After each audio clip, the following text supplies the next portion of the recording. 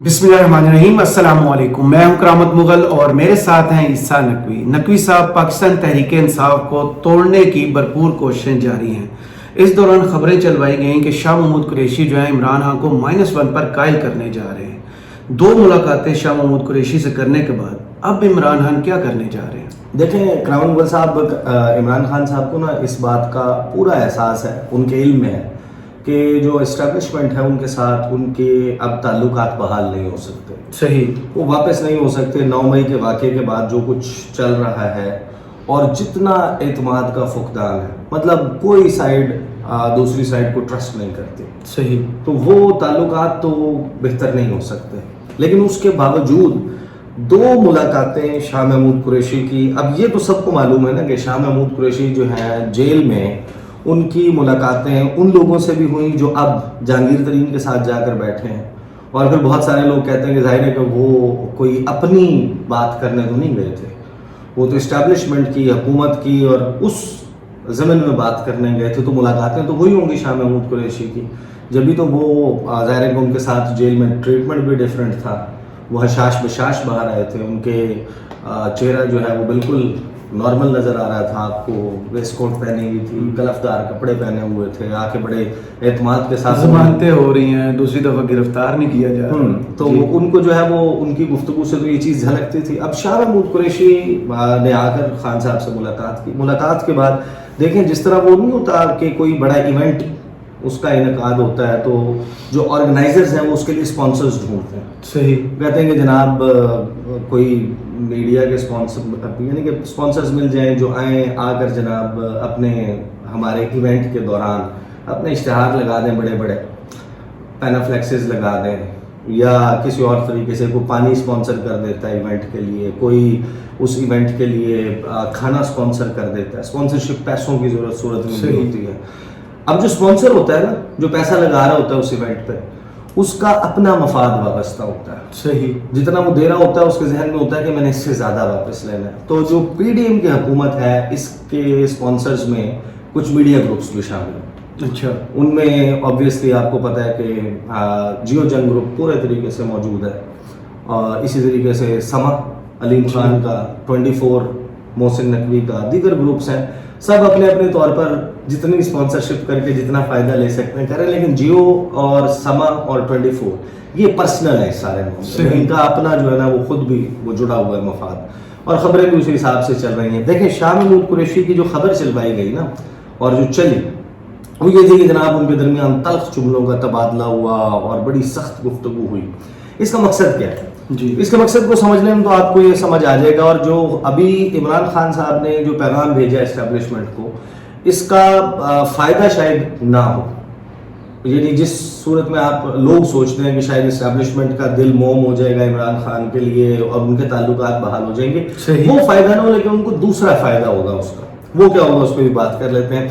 अच्छा, खान साहब ने जो मीडिया है, जो मीडिया कर रहा है बेसिकली, वो जो खबरें चलवाई गई थी उसका मकसद क्या है? इस वक्त आपको पता है कि पूरा एफर्ट चल रहा है तहरीक इंसाफ को तोड़ने का। बिल्कुल। और तहरीक इंसाफ में बहुत सारे लोग जो बड़े स्टॉलवर्ट समझे जाते थे, बड़े लॉयल समझे जाते थे कि खान साहब ने उनमें से जिनका तज़किरा भी किया कि जनाब मुझे आमिर कियानी के छोड़ने में बड़ा दुख हुआ, इमरान इस्माइल का, फिर वो हैदर ज़ैदी और अली ज़ैदी और ये दीगर जो लोग हैं, उनके बारे में जाहिर है कि ऐसी राय थी कि ये नहीं छोड़ेंगे। फवाद चौधरी, ये भी सारे के सारे छोड़ गए। अच्छा, छोड़ना और चीज़ है, आपने किसी मजबूरी में छोड़ दिया, वो जाकर दूसरी तरफ बैठ गए। लेकिन खैबर पख्तूनख्वा और दीगर जगहों पर लोग उस तरीके से बहुत ज़्यादा बड़ी तादाद नहीं हुई। आपने 200-300 लोगों को टोटल कुल मिलाकर पार्टी छुड़वा दी होगी। तहरीक इंसाफ तो बहुत बड़ी जमात है। आप यानी कि कंजर्वेटिव एस्टिमेट्स में 60% पॉपुलेशन अगर एसोसिएट करती है तहरीक इंसाफ से, तो फिर उसमें मजीद डेंट डालना, उसके लिए क्या किया जाता है? उसके लिए जनाब कि आप ऐसी फिजा बना दें कि लोगों के जहनों में जो इनके लीडर्स हैं, जाहिर है कि हर बंदा, हर शख्स इस वक्त जिसके ऊपर दबाव है, जिस पर जोर डाला जा रहा है, किसी इदारे की तरफ से पुलिस के ज़रिए प्रेशराइज किया जा रहा है, पॉलिटिकली प्रेशराइज किया जा रहा है, लोगों के ज़रिए किया जा रहा है, उनके जिनके साथ अच्छे ताल्लुकात हैं उनके ज़रिए किया जा रहा है, तो उनके जहनों में एक थॉट प्रोसेस तो चल صحیح. اس تھاٹ پروسیس کو جو دو چیزیں افیکٹ کر سکتی ہیں نا, وہ اس میں سے ایک بڑی کارگر یہ ہے کہ پہلے تو یہ بتا دیں کہ جناب ابھی جو چیئرمین اور وائس چیئرمین ہے نا, ان کے درمیان لڑائی ہوگی. صحیح. اور وائس چیئرمین نے کوئی کو کر دیا ہے یا ان کے درمیان بڑا تلخ جملوں کا تبادلہ ہوا ہے, تو پاور کس کے پاس ہے. یہ بیسیکلی ہے بے یقینی کی فضا پیدا کرنا کہ آپ مزید اس کے اوپر بادل ڈال دیں گے جناب, یہ تو پتہ نہیں کہ اونٹ کس کے اوپر بیٹھے گا. تو اس دوران دوسرے لوگ فیصلہ کر لیں. پھر جس طرح آپ نے دیکھا ہوگا کہ حامد میر صاحب ہیں, فار ایگزامپل حامد میر صاحب اپنا شو کرتے ہیں 8 سے 9 بجے. اب آپ نے دیکھا ہوگا کہ حامد میر صاحب نا 7 سے لے کے 11 بجے تک شوز کر رہے ہوتے ہیں. ہر چینل پر ایک وہ اپنے چینل پہ کرتے ہیں اور 3 شوز جو ہے نا وہ دیگر چینلز پر کرتے ہیں, اور ہر چینل کے اوپر بیٹھ کر 2-3 قسم کی باتیں. ایک تو جناب کہ جہانگیر ترین کی جو استحکام پارٹی ہے نا, استحکام پاکستان پارٹی, یہ بہت بڑے سرپرائز دینے والی ہے. یہ تہلکہ مچا دے گی, کوہرام مچا دے گی. یہ تو ابھی فیز 1 ہے, یہ تو صرف 100 لوگ ہیں, ہوا بھرتے رہتے ہیں. ابھی لیڈرز آئیں گے اس میں. اچھا لیڈرز آئیں گے, ورکر ہیں ان کے پاس؟ ورکر نہیں ہے. اچھا دوسری بات آپ نے دیکھا ہوگا کہ وہ اکثر بتاتے ہیں کہ جب کوئی شخص فوت ہو جاتا ہے کہ اس نے فوت ہونے سے پہلے میرے ساتھ کیا بات کی تھی. جی. تو اسی طریقے سے نا وہ انونیمس کوئی بھی قصہ بندہ سنا دے. اب جو لوگ میڈیا انڈسٹری سے وابستہ ہیں ان کو پتا ہے کہ طلعت حسین کی اور حامد میر کی نہیں بنتی. بالکل ایسے, لیکن ان کے شو میں بھی آپ کو نظر آئے. جی. شاہد خاقان عباسی بیٹھے ہوئے ہیں, ساتھ میں اپنے جو دوسرے ہیں جی فیٹ والے, نام میرے ذہن سے نکل گیا, ذہن میں آ جائے گا, ذہن میں ایک دم سے نکل گیا.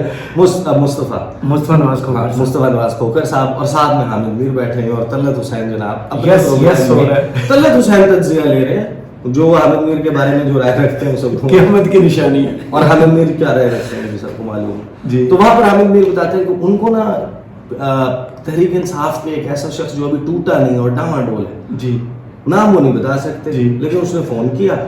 اس نے فون کر کے پوچھا کہ اگر میں میر صاحب اس کڑے وقت میں, بڑا سخت وقت ہے عمران خان پر, میں اگر عمران خان کا ساتھ دوں تو 2 سال یا 3 سال کے بعد اگر عمران خان کا تعلقات بہتر ہو جاتے ہیں اور گیم پھر بن جاتی ہے تو کیا وہ یہ یاد رکھے گا کہ میں نے مشکل وقت میں اس کا ساتھ دیا تھا عمران خان کا. تو حامد میر کہتے ہیں بس آپ نے کیا سوال کیا, میں آپ کو جواب دوں گا, آپ کا دل ٹوٹ جائے گا. یہ کہہ کے حامد میر کہتے ہیں میں نے فون بند کر دیا. اور کین یو امیجن کہ ایک بندے نے آپ کو مشورے کے لیے فون کیا ہو, آپ اسے یہ کہیں گے میں اگر آپ کو جواب دوں گا ٹوٹ جائے گا, اور اس کے بعد پھر آپ کہتے ہیں میں نے فون بند کر دیا. مطلب کس کا ایسا ہونا چاہیے. اچھا اس قصے کا بھی مقصد کیا ہے؟ آپ ایک تو یہ کہ مشاورت فراہم کر رہے ہیں, میڈیا پورا اس وقت دیکھیں وہ فضا بنی ہوئی ہے. اب اس دوران کیا ہوتا ہے کہ عمران خان صاحب جو ہے وہ, اچھا خان صاحب کے حوالے سے کوئی اس وقت ریلیکسیشن نہیں ہے, بالکل ایسی ہے. اور 9 مئی کو پاکستان کی فوج, پاکستان کے ادارے وہ سمجھتی ہے کہ یہ ہماری ریڈ لائن تھی جو کراس ہوئی ہے. حکومت اس کو جلتی پر تیل پھینکتی ہے, حکومت اس سے فائدہ اٹھا رہی ہے, غصہ جس حد تک ہے اس کو مزید بڑھا رہی ہے. ایک ایکشن ہے, ایک ایکشن کے نتیجے میں آپ نے ایک ری ایکشن دینا ہے. ری ایکشن جو ہے وہ ایکشن سے بہت زیادہ گنا جو ہے وہ بڑا نہیں ہونا چاہیے, لیکن حکومت چاہتی ہے کہ کرش ہو جائے اس کے جواب. صحیح. which is unfair. Coming to the point, Shah Mahmood Qureshi اب 2 ملاقاتیں کر لیتے ہیں, اور 2 ملاقاتوں کے بعد, یعنی اب پہلی بات تو یہ کہ دوسری ملاقات ہونی نہیں چاہیے تھی ٹیکنیکلی اسپیکنگ. اگر پہلی ملاقات میں تلخ جملوں کا تبادلہ ہو گیا تھا اور عمران خان نے انہیں اور انہوں نے عمران خان کو جناب کوئی کھری سنا دی اور بڑی ان کے درمیان گرما گرمی ہو گئی, تو پھر تو دوسری ملاقات میں ہونی چاہیے تھی. بہرحال دوسری ملاقات ہوتی ہے, اور دوسری ملاقات کے بعد جو عمران خان کا خطاب ہے جو انہوں نے کیا, اس میں جو انہوں نے گفتگو کی نا, اس میں 2-3 میسیجز جو ہیں وہ ہمیں ملتے ہیں. ایک انہوں نے ریبٹ کر دیا, ریبٹل دے دیا کہ یہ جو جناب, اچھا پھر وہ خان صاحب کو بھی پتا ہے کہ یہ اگر تاثر رہے گا کہ ان کی چیئرمین کی اور وائس چیئرمین کی جو ابھی چند لوگ کھڑے ہوئے ہیں ساتھ, تو ان کے درمیان کو ان بن ہے, اور پھر پارٹی کسی طرف دیکھے گی. خان صاحب کو تو محدود ہوئے گا نا زمان پارک تک, جی. تو انہوں نے پھر اب ٹیکنیکلی اس کو جو ہے وہ زائل کیا, اپنے لوگوں کو پیغام دیا, جو لوگ کھڑے ہوئے ہیں ان لوگوں کو ایکنالج کیا, جو سن رہے ہیں, کنیکٹڈ نہیں, جو ابھی تک پارٹی میں موجود ہے, پارٹی کا حصہ ہے, ان کو بھی میسج کیا. خان صاحب نے کہا کہ میڈیا میں اس وقت چلا گیا کہ جی شاہ محمود قریشی مجھ سے ملنے آئے اور وہ کوئی -1 کا پروپوزل لے کر آئے ہیں کہ خان علیحدہ ہو جائے تھوڑی دیر کے لیے، پارٹی آگے بڑھ جائے. تو میں سب سے پہلے تو میں آپ کو بتاؤں کہ شاہ محمود قریشی خان صاحب کہتے ہیں اس قسم کا کوئی پروپوزل نہیں لے کر آئے. اور بات چیت ہوئی کہ ان کا جیل میں کیسا ٹائم گزرا، ہمارے بہت سے لوگ ان سے ملنے آئے تھے، اس حوالے سے بات چیت ہوئی. پھر یہ بات چیت ہوئی شاہ محمود قریشی سے کہ آگے کیا کرنا ہے. پھر خان صاحب جو ہیں وہ اپنی پالیٹکس کے حوالے سے ایکسپلین کرتے ہیں کہ یہ جو -1 والی باتیں ہیں کہ دکھ کہ میں پاور پالیٹکس تو نہیں کر رہا. صحیح. میں تو 27 سال پہلے میں نے جماعت رکھی تھی، اس کا مقصد تھا انصاف، اور اس کے لیے میں نے جد و جہد کی. اور ایک ایسا شخص اس کو جو ہے وہ میں اپنی ذات کے لیے کہتے ہیں میں سیاست نہیں کر رہا، تو مجھے آپ کیا وہ کہتے ہیں کہ دے سکتے ہیں. پھر -1 کے حوالے سے کہتے ہیں کہ -1 ہوگا کیسے، کہ جو آدمی 27 سال سے جد و جہد کر رہا ہے وہ ڈیلز کرے گا، کیا چیز اس کو خرید لے گی. میں آتا ہوں اسٹیبلشمنٹ کو جو میسج دیا ہے اس میں، جی جی میرے ضمیر کی کیا قیمت ہے، کیا وزیر اعظم بنانا کوئی قیمت ہے، کیا آپ یہ کر لیں تو آپ کو پرائم منسٹر بنا دیتے ہیں. کہ میں تو پرائم منسٹر بن چکا ہوں. اور میرے سے جب کسی نے پوچھا تھا کہ آپ نے کیا غلطی کی، تو 2018 کا انتخاب ہے، میں نے کہا اس کے بعد میری غلطی یہ تھی کہ مجھے دوبارہ الیکشن میں چلے جانا چاہیے. صحیح. کہ جو میرے اہداف ہیں، جو میرے گولز ہیں، وہ ایک کمزور اتحادی حکومت کی موجودگی میں نہیں ہو سکتے. جتنی سیٹس درکار ہیں، جتنی سیٹس چاہیے ہوتی ہیں وہ مقاصد اچیو کرنے کے لیے، وہ میرے پاس نہیں تھے. لہٰذا میں جو ہے I had made a mistake. صحیح. اچھا، پھر انہوں نے تذکرہ کیا کہ تحریک انصاف کے لوگوں کے ساتھ کیا کیا ہو رہا ہے. پھر انہوں نے کچھ وضاحت دی اپنے کیسز کے حوالے سے. اچھا، وہ پہلے بھی دے چکے ہیں، القادر ٹرسٹ کیس پر وضاحت دی، اپنے مختلف کیسز کا تذکرہ کیا، قتل کے کیس کا کہا. پھر انہوں نے کہا کہ یہ سب کچھ مجھے خوف دلانے کے لیے کیا جا رہا ہے، اور کیونکہ ان کیسز میں کسی عدالت میں مجھے سزا نہیں ہو سکتی، اس لیے ملٹری کورٹ سیٹ اپ کیے ہیں، اپروور ڈھونڈے جا رہے ہیں، سلطانی گواہ ڈھونڈے جا رہے ہیں. کہ عمران خان نے کہا تھا کہ کور کمانڈر کا گھر جلاؤ، اپروور لے آئیں گے، مجھے ملٹری کورٹ میں لے جائیں گے، سزا ہو جائے گی، مجھے کوئی فرق نہیں پڑے گا. اچھا، خان صاحب نے اس بات کا ابھی تک جواب نہیں دیا. جی. ایک بڑا دعویٰ تھا جو رانا ثناء اللہ نے کیا. انہوں نے کہا کہ ان کی آواز میں موجود ہے کہ یہ حملے کی بات ہے. ہاں، کور کمانڈر ہاؤس پہ بالکل ایسے ہی. اور اہداف، ٹارگٹس کے کہاں کہاں کرنا ہے، کیسے کرنا ہے، یہ سب کچھ عمران خان کی آواز میں موجود ہے. یہ جیو نیوز پر بتا چکے ہیں، یہ ریکارڈ پر یہ وہ بتا چکے ہیں. اب خان صاحب جو ہے وہ اس کا بالکل ہی ڈفرینٹ اینگل، وہ کہتے ہیں کہ اپروور کی بات نہیں ہو رہی ہے یہاں پہ. بات ہو رہی ہے کہ ان کی آواز میں یہ چیزیں خود انہوں نے ڈائریکشنز دی. یہ دعویٰ ہے، اور اس کو آبویسلی یہ دعویٰ جو ہے بہت امپورٹنٹ ہے. جی. اس دعوے کے لیے اب دیکھتے ہیں کہ یہ جب چیزیں انفولڈ ہوں گی تو کیسے آگے جو ہے وہ سامنے آتی ہے. تو خان صاحب کہتے ہیں مجھے ملٹری کورٹ میں لے جائیں گے، سزا ہو جائے گی، مجھے کوئی فرق نہیں پڑے گا. جو آدمی 22 سال کی اسٹرگل کر کے 27 سال بعد کیا ڈرے گا اس بات سے کہ اسے جیل بھیج دیں. قاتلانہ حملے ہوئے، میری بہنوں اور میری بیوی تک پہنچ گئے. وہ ٹرسٹی ہیں، میں نے اپنی بہنوں سے کہا کہ ملک سے باہر چلے جاؤ. مجھے بھی کئی مرتبہ کہ عمران خان آپ ملک سے باہر، میں کیوں ملک سے باہر جاؤں. اچھا، اب یہ تصدیق کر دی ہے خان صاحب نے کہ کہا جا چکا ہے. اور اب یہ بات سینس بناتی ہے کہ موسٹ پروبیبلی عقیل کریم ریڈی جو ہے وہ جب ملاقات کے لیے گئے تھے اس کا مقصد یہی تھا کہ خان صاحب کو کہا جائے کہ آپ ملک سے باہر چلے جائیں. اب انٹرسٹنگلی وہ میٹنگ ہوئی ہے 9 مئی کے انسیڈنٹس کے بعد. صحیح. لہٰذا اگر عمران خان وہ یہ اب ظاہر ہے کہ I will not read too much into it, but technically speaking اگر عمران خان کی آواز میں یہ شواہد موجود ہیں کہ عمران خان نے یہ سب کچھ ڈائریکٹ کیا تھا کہ اندر گھسنا ہے، گھس کے توڑ پھوڑ کرنی ہے، آگ لگا دینی ہے، جلا دینا ہے، سیکرٹ ڈاکومنٹس اٹھا کر لے جانے ہیں، تو یہ آفر دینی نہیں بنتی. then عمران خان اس میں کچھ لوگ یہ بھی دعویٰ Imran Khan should be tried and punished according to the law of the land. Absolutely. کچھ لوگ یہ بھی دعویٰ کرتے ہیں کہ جس دن 9 مئی کو وہ گرفتار تھے اس گرفتاری کے دوران ان سے ملاقاتیں ہوئیں جس میں انہیں یہ آفر کیا گیا. اچھا، اس پہلے ہاں جی اس حوالے سے کیونکہ میرے علم میں ایسی کوئی بات نہیں ہے تو I'll not jump the gun. But technically speaking اگر یہ آفر واقعی عقیل کریم ریڈی کے ذریعے آئی تھی کہ خان صاحب چلے جائیں تو یہ آفر دینا بنتا نہیں ہے. عمران خان نے اگر یہ کام کیا ہے کہ انہوں نے لوگوں کو ٹرین کیا ہے، لوگوں کو سکھایا ہے اور ان کو بھیجا ہے کہ وہ جائیں، جا کر لائن کراس کریں، اندر جائیں، اندر جا کے آگ لگائیں، یہ کام کریں، تو عمران خان صاحب کو پنش کرنا پڑتا ہے. بالکل. He should face the law of the land. صحیح. Not under or through a military court. ہاں، جو پاکستان کے دیگر قوانین ہیں ان کے تحت وہ ATC پہ اور اس میں جو ملٹری کورٹس کے ذریعے ہے وہ ان کا بنتا ہے، جو جنہوں نے کراس کیا اور جنہوں نے وہاں جا کے یہ سب کچھ کیا، اس کی قانون میں جو انسائڈ تھے. ہاں جی ہاں، البتہ اس کے حوالے سے اعتزاز احسن صاحب کی رائے مختلف ہے جی. وہ کچھ کیسز کا حوالہ دیتے ہیں سپریم کورٹ کے 98 99 کے کیس کا حوالہ دیتے ہیں کہ وہاں پر میرا خیال ہے کہ پہلے کہتے ہیں 5 اور 9 یا 7 اور 9 ججز کا فیصلہ ہے کہ یہ نہیں ہو سکتا. بہرحال خان صاحب جو ہے وہ کہتے ہیں کہ جناب میں نے کوئی کرپشن کی ہوتی تو بھاگ جاتا، میں نے کوئی غلط کام نہیں کیا، میں سارے کیسز فیس کروں گا. پھر خان صاحب جو ہے نا وہ انٹرسٹنگ بات کرتے ہیں، this is directly towards the establishment, کہ آگے کا راستہ. خان صاحب کہتے ہیں کہ اب آگے کا کیا راستہ ہے. میں جو ان سے کہتا ہوں کہ میرے سے بات چیت کرو، کوئی بات چیت نہیں کرتا. میں اپنی اسٹیبلشمنٹ یا آرمی چیف سے کہتا ہوں کہ بات چیت کرو، اور وہ کوئی بات چیت کرنے کے لیے تیار نہیں ہے. میں اپنی ذات کے لیے آپ سے بات چیت نہیں کرنا چاہتا، مجھے آپ کچھ نہیں دے سکتے. قوم میرے ساتھ کھڑی ہے، مجھے کوئی کیا دے سکتا ہے. میں چور دروازے سے تو آنا نہیں چاہتا. اگر قوم مجھے ووٹ دے گی تو میں تیار ہوں، لیکن اگر قوم ووٹ نہیں دے گی تو نہیں. مجھے اللہ نے سب کچھ دیا، لیکن میں بات کرنا چاہتا ہوں کہ ملک تباہی کی طرف جا رہا ہے. یہ جو بجٹ آیا ہے آپ کو سمجھنا چاہیے کہ ہم ایک دلدل کی طرف دھنستے جا رہے ہیں. ایک سال میں 25-30 ارب دینا ہے، وہ کدھر سے آئے گا؟ کوئی تو روڈ میپ ہونا چاہیے نا. ابھی تو روڈ میپ یہ ہے کہ کسی نہ کسی طرح عمران خان کو ختم کرو اور PTI کو ختم کرو. ابھی تو یہی 1 پوائنٹ ایجنڈا ہے، سارے ادارے اسی پر لگے ہیں، یہ کریں. ہم کھڑے ہیں. ایک یہ میرے پہ کرم کر رہے ہیں، انہوں نے کہا کہ میرے جو نظریاتی لوگ ہیں وہ نظر آنا شروع ہو گئے ہیں کہ نظریاتی لوگ کون ہیں، اور جو بھی کسی اور مقصد سے ہمارے ساتھ آئے تھے وہ بھی سامنے آ رہے ہیں. تو یہ تو آپ فائدہ کر رہے ہیں، کیونکہ آپ صرف ایک نظریاتی پارٹی اس وقت پاکستان کو اس دلدل سے نکال سکتی ہے. تو جو حامد میر کہہ رہے تھے نا، اس کا میرا خیال ہے یہاں پہ جواب بھی آ گیا. وہ خان صاحب کہہ رہے ہیں کہ میں دیکھ رہا ہوں کہ میرے ساتھ کون کھڑا ہے، کون نہیں کھڑا، کون نظریاتی اور کون مقاصد کے لیے ساتھ کھڑا ہوا تھا.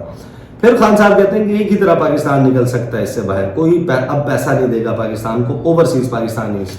وہ جو فارمولا، وہ جو بات اپنے لاہور جلسے میں انہوں نے فرسٹ ٹائم یہ کی تھی، جو انہوں نے 16,000 ڈاکٹرز کا $200 ارب اور ٹوٹل 1 کروڑ پاکستانی اور ان کے کتنے ہیں پیسے جی. اور ہم 5-6 ارب ڈالر کے لیے IMF کے سامنے کیا کچھ کر رہے ہیں، اور ہمارے پہ قرضے ٹوٹل کتنے، اور ان کی انویسٹمنٹ کو اٹریکٹ کریں.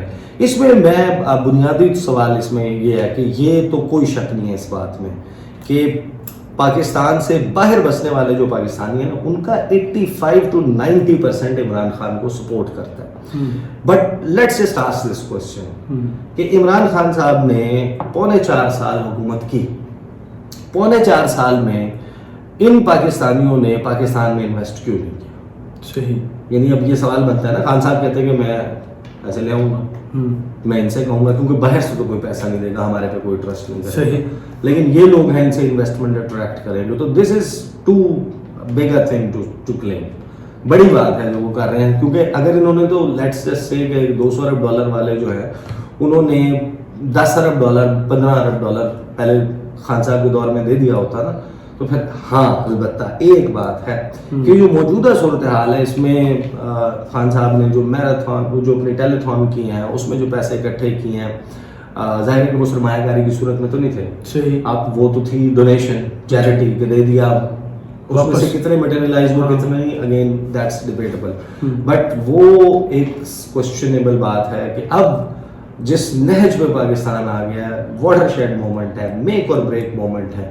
اس مومنٹ پہ اگر وہ اپیل کرتے ہیں، لیکن اگین اس کے لیے نیشنل کنسنسس درکار ہوگا. میں آپ کو ایک بات بتاؤں کہ جو سرمایہ کاری ہے نا، اس کا سیدھا ایک اصول اور ایک فارمولا ہے کہ nobody will put their money in جہاں پر ڈوبنے کا خدشہ. اور سرمایہ کو کیوں لگاتا ہے؟ کوئی بھی بندہ پیسہ انویسٹ کیوں کرتا ہے؟